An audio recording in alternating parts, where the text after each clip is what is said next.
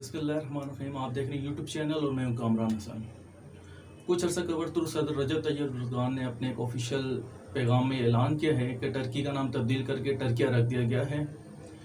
Turk सदर के अपने पावर में आने के बाद उन्होंने तुर्की में बहुत बड़े बड़े इक़दाम किए हैं, बहुत बड़ी बड़ी तब्दीलियाँ की हैं, जैसे कि आया सूफिया को दोबारा से मस्जिद का दर्जा दे दिया गया।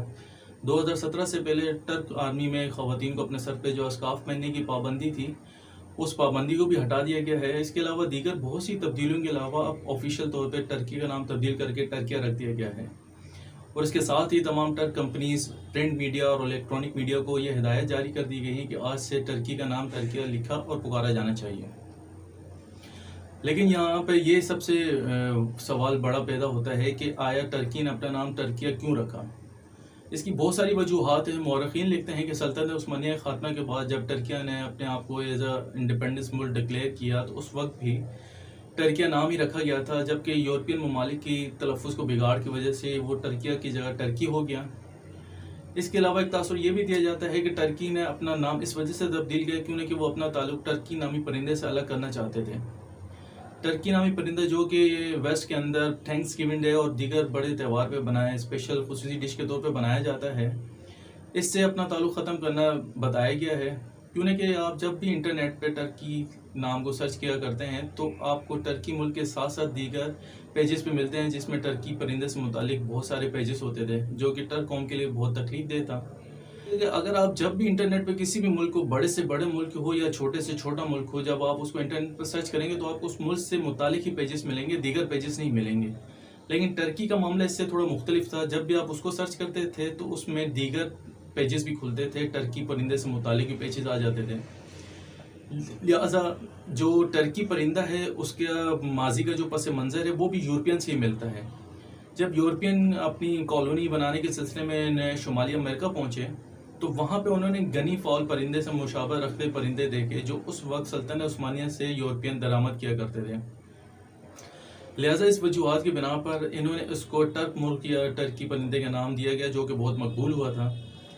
इसके अलावा एक तासुर ये भी दिया जाता है कि जब भी आप कैम्ब्रिज डिक्शनरी में टर्की नाम का मतलब सर्च करते हैं तो आपको उसके मतलब में बहुत बुरी तरह नाकामी का शिकार हो जाना मिलता है। ये लिहाजा इन तमाम वजूहात को मद्देनजर रखते हुए सदर रजब एर्दोगान ने अपने मुल्क का नाम टर्की से तब्दील करके टर्किया रख दिया गया है। लेकिन यहाँ पे आपको ये बताता चलूँ कि टर्की दुनिया का वाहिद मुल्क नहीं है जिसने अपना नाम तब्दील किया हो। इसके अलावा दीगर बहुत सारे ममालिक हैं जिन्होंने अपने नाम तब्दील किए हैं और बहुत सारी वजूहात की बिना पर।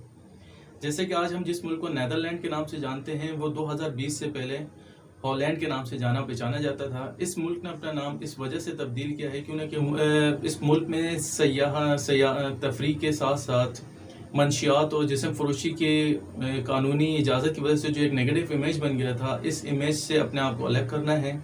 और इसके साथ साथ इस मुल्क के जो 12 सूबे हैं टोटल, जिनमें से शुमाली हॉलैंड और जनूबी हॉलैंड 2 सूबे थे, इसके अलावा जो दीगर 10 सूबे हैं उस सूबों में भी सयाहत को फ़रोग देने के लिए इकदाम उठाया गया है। इसके अलावा यूरोप ही में वाक़ रिपब्लिक ऑफ नॉर्थ मैसेडोनिया 2019 से पहले ये मैसेडोनिया कहलाता था। इस मुल्क ने अपना नाम एक सियासी वजूहात की बिना पर तब्दील किया है क्योंकि इसका जो सबसे बड़ा सबब इसका अपने पड़ोसी मुल्क यूनान से एक तनाज़ा था, क्योंकि यूनान का एक रीजन है जिसका नाम मैसेडोनिया है। लिहाजा मैसेडोनिया को यूरोपीय यूनियन और नेटो की मेंबरशिप हासिल करने के लिए इकदाम उठाना पड़ा और अब उसका नाम रिपब्लिक ऑफ नॉर्थ मैसेडोनिया रख दिया गया है। आज हम जिस मुल्क को श्रीलंका के नाम से जानते और पहचानते हैं वो कभी सेलोन के नाम से जाना पहचाना जाता था। सेलोन नाम पुर्तगीज़ ने रखा था जब वो 1505 में यहाँ पे आए थे। इसके बाद सेलोन ब्रिटिश एम्पायर के कब्जे में चला गया था। ब्रिटिशर से आज़ादी मिलने के बाद ही इसके नाम में तब्दीली आ गई थी, लेकिन ऑफिशियल तौर पे 2011 में सेलोन का नाम तब्दील करके श्रीलंका रख दिया गया था। और श्रीलंका ने अपने नाम को तब्दील करने की जो वजह बताई है वो अपना ताल्लुक माजी की नौ आबादियाती निज़ाम से खात्मे के लिए ये इकदाम उठाया है। अफ्रीका में वाक़ इस्वाटिनी मुल्क, जो कि कभी स्वाज़ीलैंड के नाम से जाना और पहचाना जाता था, इस मुल्क के बादशाह ने 50वीं सालगिरह के मौके पर अपने मुल्क का नाम स्वाज़ीलैंड से तब्दील करके इस्वाटिनी रख दिया है। कहा जाता है कि बादशाह इस बात से नाखुश थे कि लोग स्वाज़ीलैंड को स्विट्ज़रलैंड समझ लेते हैं। इसके अलावा इस्वाटिनी भी अपना माजी का तबादी नौ आबादियाती निज़ाम से ख़त्मे के लिए श्रीलंका की तरह करने की वजह बयान की गई है। इस्वाटिनी मकामी ज़बान में आप लफ्ज़ का तर्जुमा चेक करें तो वो आपको स्वाज़ीज़ की सरज़मीन का मिलता है। इसके अलावा म्यांमार 1989 से पहले म्यांमार बर्मा के नाम से जाना और पहचाना जाता था। 1989 में जब बर्मा में आर्मी की हुकूमत थी, उस वक्त आर्मी ने इसका नाम तब्दील करके बर्मा से म्यांमार रख दिया था। लेकिन आज भी दुनिया के बहुत सारे ममालिक में म्यांमार को बर्मा के नाम से जाना और पहचाना जाता है। लेकिन यहाँ आपको ये बता दूँ कि जितनी भी तब्दीली है रातों रात मुमकिन नहीं है, इसके लिए बहुत मेहनत दरकार होती है और बहुत टाइम लगता है, और इसके साथ साथ इसके ऊपर ढेर सारा पैसा भी सर्फ होता है। क्यों नहीं कि जब आप एक मुल्क का नाम तब्दील कर रहे हैं तो उस मुल्क के साथ साथ उसकी लोकल करेंसी भी तब्दील करने की ज़रूरत पड़ेगी, लोकल स्टेशनरी भी होगी, इसके कानून को तब्दील करना पड़ेगा, पासपोर्ट व दीगर तमाम वो अशिया जिनके ऊपर उस मुल्क का पुराना नाम दर्ज होगा उसको आपको तब्दील करना है, उसके ऊपर आपका पैसा सर्फ होगा। इसके अलावा मुल्क की जो नक्शे होते हैं या मुल्क की कौमी झंडे होंगे उनको तब्दील करने के साथ साथ आपको कौमी तराना भी तब्दील करना पड़ेगा।